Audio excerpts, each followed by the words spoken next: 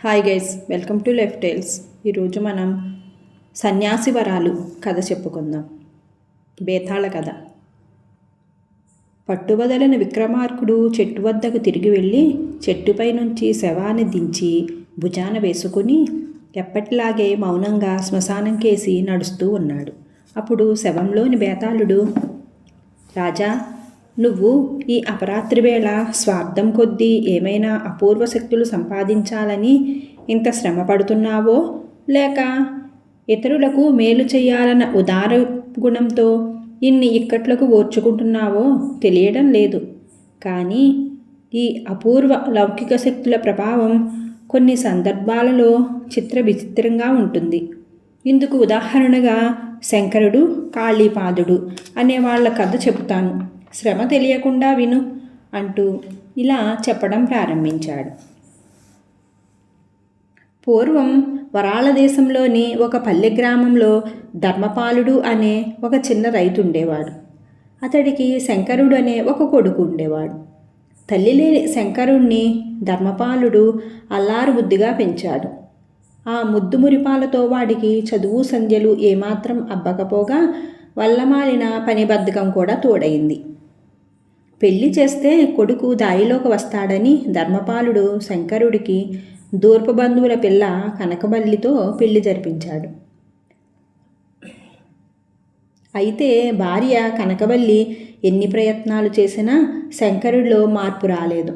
వాడు కడుపు నిండా తిని అది అరిగే దాకా ఊరంతా తిరిగి వస్తూ ఉండేవాడు.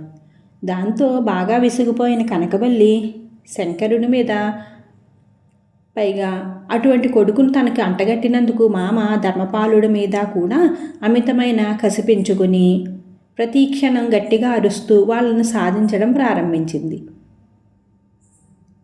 తర్వాత కొన్నాళ్లకు ధర్మపాలుడు చనిపోయాడు. అప్పటి నుంచి శంకరుడి పాటలు రెట్టింపయ్యాయి. కనకవల్లి గయ్యాళితనం రోజురోజుకి పెరుగుతూ ఉంది. అయినా శంకరుడిలో మాత్రం ఎలాంటి మార్పు రాలేదు.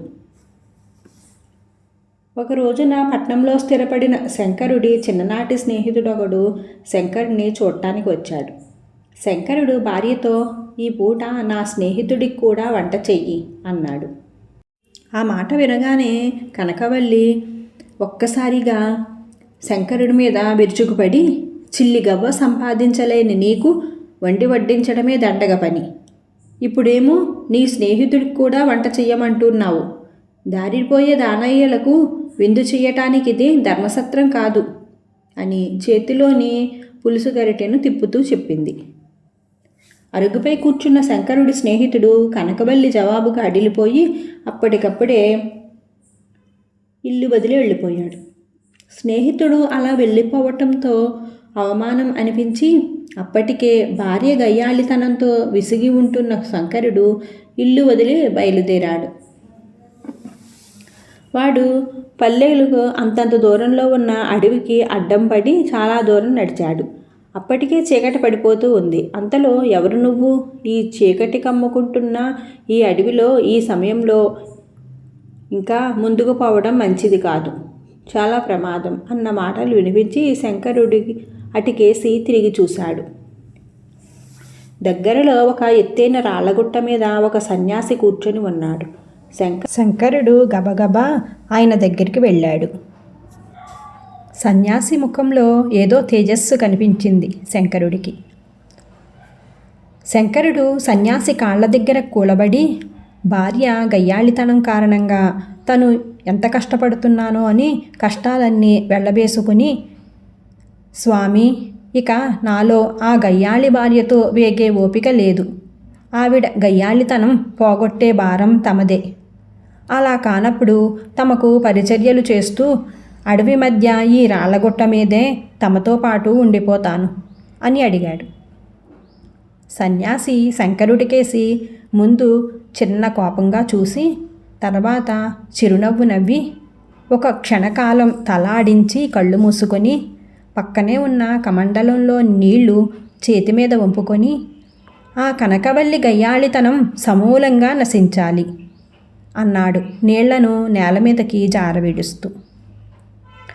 ఆ తర్వాత సన్యాసి శంకరుడితో, నాయనా, ఈ కమ్ముకుంటున్న చీకట్లో ఇంకా అడవిలోకి వెళ్ళడం ప్రమాదం, కానీ బయటికి పోవటంలో ఎలాంటి ఇబ్బంది ఉండదు. ఇప్పుడే తిన్నగా ఇంటికి వెళ్ళి ఆ గయ్యాలి కనకవల్లి తీరు ఎలా ఉన్నాదో గమనించు అని అన్నాడు. శంకరుడు సన్యాసి పాదాలను తాకి ఇల్లు చేరేసరికి బాగా చీకటి పడిపోయింది.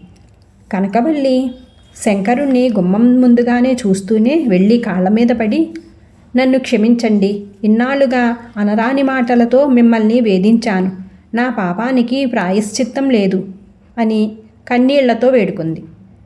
శంకరుడు ఆనందానికి అంతులేదు. వాడు జరిగిందంతా భార్యకి చెప్పి, నీలో వచ్చిన మంచి మార్పుకు కారణం ఆ సన్యాసి ఇచ్చిన వరం అని చెప్పాడు. ఆ మాటలు విని ఆశ్చర్యపోయిన కనకవల్లి, చెప్పరేం మరి, దేవతలు వరాలిచ్చే కాలం పోయింది, సన్యాసులు వరాలిచ్చే కాలం వచ్చిందన్నమాట. ఎవరిదైతేనేం వరం వరమే కదా అంటూ తన చేతులకేసి కొద్దిసేపు పరీక్షగా చూసుకొని, నా శరీరపు రంగు బాగా మెరిసిపోతూ ఉండటంతో పాటు కాస్త స్థూలం కూడా తగ్గేటట్టు ఆ సన్యాసిని వరం అడిగి రండి అని చెప్పింది. చేసేది లేక మర్నాడు శంకరుడు మళ్ళీ సన్యాసి దగ్గరికి వెళ్ళి భార్య అందంగా మారటానికి వరం సంపాదించి ఇల్లు చేరేసరికి మిరుగుట్లు గొల్పే అందచందాలతో స్వాగతం పలికింది కనకవల్లి. మరుసటి రోజు ఆమె శంకరుడితో, ఎన్ని మంచి కూరగాయలు ఆకుకూరలు ఉన్నా నాకు రుచిగా వంట చేయటం చేత కాదు. ఇది మా ఇంటి ఆడపడుచులందరికీ పూర్వం వార్వలేని వాళ్ళెవరో ఇచ్చిన శాపం. సన్యాసిని అడిగి నేను రుచిగా వంట చేయగల వరం సంపాదించుకొని రండి అని అంది. శంకరుడు ఇష్టం లేకపోయినా సన్యాసి దగ్గరికి వెళ్ళి ఆ వరం కూడా సంపాదించుకుని వచ్చాడు. ఒక వారం రోజులు గడవనిచ్చాక కనకవల్లి శంకరుడితో, నాకు అందచందాలు వచ్చాయి, కమ్మగా వంట చేయగల శక్తి అబ్బింది, అయినా ఏం లాభం, మన పేదరికం మాత్రం వదిలింది కాదు. మీరు మరొకసారి వెళ్ళి మనకు సర్వసంపదలతో సుఖంగా జరిగిపోయే వరం కోరుకుని రండి అని అంది. ఈసారి శంకరుడు కాస్త విసుక్కుంటూనే అడవికి వెళ్ళాడు. కానీ అక్కడ రాళ్లగుట్ట మీద సన్యాసి కనిపించలేదు. వాడు చుట్టుపక్కల చాలా దూరం వెతికి చూసి నిరాశగా ఇంటి దారి పట్టాడు. శంకరుడు పల్లె మొదట్లో ఉన్న పూటకోళ్ల దగ్గర బస ముందుకు రాగానే, నీ సమస్యలన్నీ తీరిపోయాయి కదా, ఇప్పుడు సంతోషంగా ఉన్నావా శంకర అంటూ ఒక అతను పలకరించాడు. గడ్డం తీసేయటంతో శంకరుడికి సన్యాసిని గుర్తించటం కొంచెం కష్టమే అయ్యింది. శంకరుడు ఆయన గుర్తించగానే ఆశ్చర్యంతో, స్వామి, ఇదేమిటి, మీ గడ్డం కాషాయ వస్త్రాలు ఏమయ్యాయి అని అడిగాడు. దానికి సన్యాసి నవ్వి, నా పేరు కాళీపాదుడు. ఎవరో గొప్ప వివేకి చెప్పినట్టు భార్య అనాకారీతనం భరించటం అతి సులభం, గయ్యాళితనం భరించటం మహా కష్టం. నా భార్యలో ఉన్న ఈ 2 లక్షణాలను భరించలేక నేను సన్యాసం స్వీకరించాను. అయితే 6 ఏళ్ల ధ్యాన ఫలితంగా వాక్శుద్ధి కలిగి నేనన్న మాటలు ఫలించి నీ కాపురం చక్కబడింది. అది చూశాక నా కాపురాన్ని కూడా చక్కదిద్దుకోవచ్చన్న విశ్వాసం కలిగి కాషాయ వస్త్రాలు విడిచిపెట్టి మా ఊరికి బయలుదేరాను అని చెప్పాడు. ఇది విన్న శంకరుడు నిలువున కుప్పకూలిపోతూ, స్వామి, 6 ఏళ్ల కాలంగా ధ్యానంలో ఉన్నారు, మరొక్క రోజు ఉండి ఉంటే, ఆ ధ్యానం కొనసాగించి ఉంటే మీ సొమ్మేం పోయేది? మీరు మాకు సర్వసంపదలతో సుఖంగా బతికే వరం ఇస్తారన్న కొండంత ఆశతో ఆ కారడవిలోని రాళ్లగుట్టల దగ్గరకు వెళ్ళి చూసి మీరు కనిపించకపోయేసరికి నిరాశతో ఇలా తిరిగి వస్తున్నాను అని అన్నాడు. శంకరుడి మాటలకు సన్యాసి కాళీపాదుడు పెద్దగా నవ్వి, శంకర, కష్టే ఫలి అన్నారు పెద్దలు. బద్ధక పిశాచిని దూరంగా తరిమి చేతనైన పనిలో కష్టించటమే సుఖంగా బతికేందుకు మార్గం. మళ్ళీ ఏదో ఒకనాడు కలుసుకుందాం. ఇక్కడికి మా ఊరు చాలా దూరం, చీకటి పడకముందే ఇంటికి వెళ్ళాలి అని చెప్పి అక్కడి నుంచి వెళ్ళిపోయాడు. కాళీపాదుడు తన ఊరు చేరేసరికి బాగా చీకటి పడింది. అతడు ఉత్సాహంగా తన ఇంటి దగ్గరికి వెళ్ళాడు. ఆ సమయంలో తెరిచి ఉన్న కిటికీలోంచి అతడి భార్య బాలామణి 10 ఏళ్ల కూతురును 8 ఏళ్ల కొడుకును కసురుకుంటూ అంటున్న మాటలు కాళీపాదుడికి వినిపించాయి. కట్టుకుపోగలిగినంత ఆస్తిపాస్తుల్ని మీ తాత వదిలిపోయాడు. అయినా ఏం లాభం? వాటిని కాపాడే నాథుడు లేడు. సరైన అదుపు లేక మీకు చదువులు అబ్బడం లేదు. మరి ఇంకొక 5-6 ఏళ్లలో మీ పెళ్ళిళ్ళు. ఇన్ని భారాలు నేనే మోయగలనా? మీ నాన్న కిరాతకుడు, నేను గయ్యాళినే కావచ్చు. లోకంలో గయ్యాళి భార్యల భర్తలందరూ ఇల్లొదిలి సన్యాసుల్లో కలిసిపోతున్నారా? ఆ లెక్కన కోపంగా ఉండే భర్తల భార్యలందరూ ఏ సన్యాసుల్లో కలవాలో లేక ఏ నూతునో చూసుకుని దూకి చావడమో చేయాలి, తప్పదు. ఛీ అంటూ ఆ తర్వాత ఏదో కంచులోటానో గోడకేసి టపీమంటూ కొట్టిన పెద్ద శబ్దం వినిపించింది.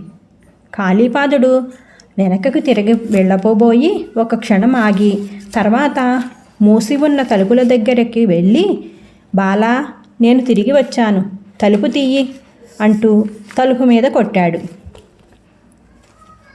బేతాళుడు ఈ కథ చెప్పి, రాజా, శంకరుడు ఏ శ్రమ ప్రయాసలు లేకుండా తన భార్య గయ్యాళితనాన్ని పోగొట్టుకోవటానికి సన్యాసి కాళీపాదుడు నుంచి సహాయం పొంది తన సమస్యకు పూర్తి పరిష్కారం సాధించాడు.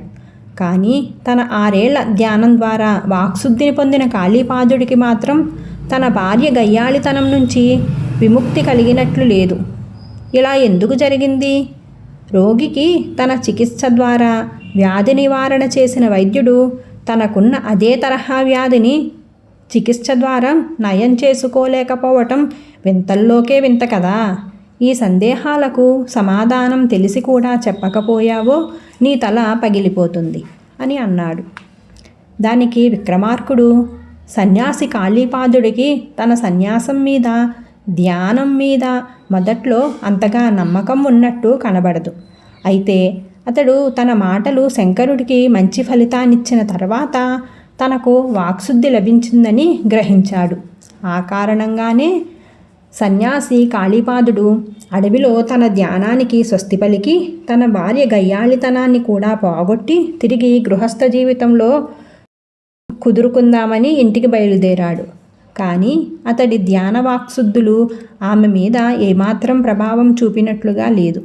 ఇల్లు చేరి ఆమె గయ్యాళి మాటలు విని తిరిగి అడవికి పోదామనుకున్న అతడికి ఆమె భార్యల గయ్యాళితనాన్ని గురించి, భర్తల కోపదారీతనాన్ని గురించి అన్న మాటలలో ఎంతో కొంత సత్యం ఉందని అనిపించింది.